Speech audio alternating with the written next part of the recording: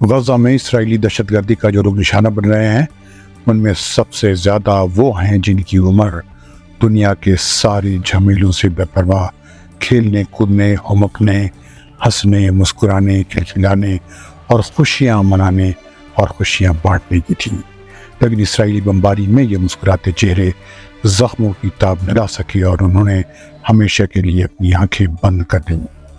یہ سب اتنے چھوٹے تھے کہ گھروں کے آنگن میں اپنے بھائی بہنوں کے ساتھ جھگڑے بھی نہیں کر سکتے تھے۔ وہ کبھی ماں کے آنچل میں اور کبھی باپ اور بڑے بھائیوں کے کندھوں پر ہمک رہے ہوتے تھے، لیکن اسرائیل کو ان کی اس ہمک سے بھی ڈر لگتا تھا، اس لیے اس نے غزہ میں عام شہریوں کے مکانات، رہائش گاہوں اور اسپتالوں کو نشانہ بنایا اور انہیں شہید کر دیا۔ فلسطین کی ہیلتھ منسٹری کے مطابق غزہ میں اب تک جو 5,500 عام لوگ شہید ہوئے ہیں ان میں 2,055 بچے ہیں اور 1,119 عورتیں جو کسی کی ماں، کسی کی بیوی، کسی کی بہن تھیں۔ غزہ میں 15,000 شہری اسرائیلی حملوں میں زخمی بھی ہوئے ہیں۔ کہاں ہیں بچوں اور عورتوں کے حقوق کی بات کرنے والے اور وہ جو اسرائیل کے 40 بچوں کے قتل کی جھوٹی خبر پھیلا کر واویلا کر رہے تھے؟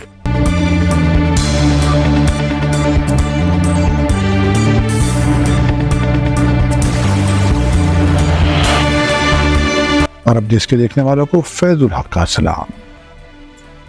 اسرائیل نے 17 سالوں سے جب سے غزہ کو گھیر رکھا ہے 1,64,000 ریزیڈینشل یونٹس کو نشانہ بنایا ہے، ان میں سے کچھ تو پوری طرح تباہ ہو گئی یا ان کو تھوڑا نقصان پہنچا۔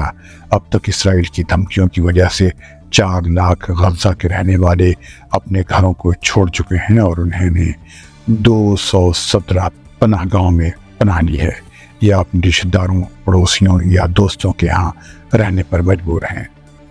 غزہ کی 23 لاکھ کی آبادی میں آدھی آبادی بچوں کی ہے۔ اتنی بڑی آبادی 360 اسکوائر کلومیٹر کے دائرے میں رہتی ہے، شاید اسی وجہ سے اتنی بڑی تعداد میں بچے شہید ہوئے۔ فلسطین کی ہیلتھ منسٹری کا کہنا ہے کہ غزہ میں شہید ہونے والے میں 40% بچے ہیں۔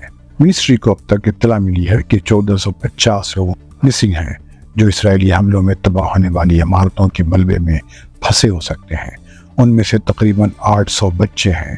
اسپتالوں میں ہر گھنٹے 50 شہید یا زخمی پہنچ رہے ہیں۔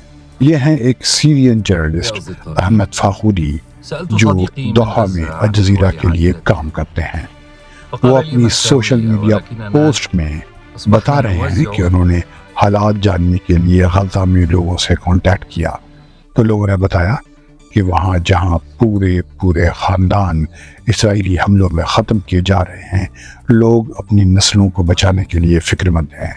اس طرح ان لوگوں نے یہ طریقہ اختیار کیا ہے کہ وہ اپنے بچوں کو، جن کے 2-3 بچے ہیں، انہیں الگ الگ خاندانوں میں تقسیم کر رہے ہیں اور دوسرے خاندانوں کے ایک بچوں کو یہاں رکھ رہے ہیں کہ جو خاندان اس اسرائیلی حملے میں بچ جائے گا وہاں ان کا بچہ بھی بچ جائے گا اور اس طرح ان کی نسل بچی رہے گی۔ ایسے میں جب امریکہ، پورا ویسٹ، خاص طور پر ان کی حکومتیں اسرائیلی دہشت گردی کو بڑھاوا دے رہی ہیں، کیا پتہ یہ شہید بچے واپس آ جائیں اور وہ بھی ابابیل بن کر۔